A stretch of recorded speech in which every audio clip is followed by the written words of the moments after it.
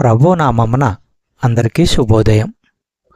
గడిచిన 7 మాసముల నుండి దేవుడు మనల్ని కాచి కాపాడుతూ ఈ ఆగస్టు మాసములోకి ప్రవేశపెట్టిన దేవాది దేవునికి కృతజ్ఞతాస్తుతులు చెల్లించుకుంటున్నాను. ఈ ఆగస్టు మాసమంతా కూడా మనందరికీ దేవుడు అనేక ఉపకారములను మేలులను చేసి మనకు మంచి ఆరోగ్యాన్ని కూడా దయచేయాలని ప్రభు పేరట అడిగి వేడుకుంటున్నాను. ఈరోజు దేవుని వాగ్దానము ఏమనగా కీర్తనల గ్రంథము 75వ అధ్యాయము 1వ వచనము. దేవా, మేము నీకు కృతజ్ఞతాస్తుతులు చెల్లించుచున్నాము, నీవు సమీపంగానున్నావని కృతజ్ఞతాస్తుతులు చెల్లించుచున్నాము.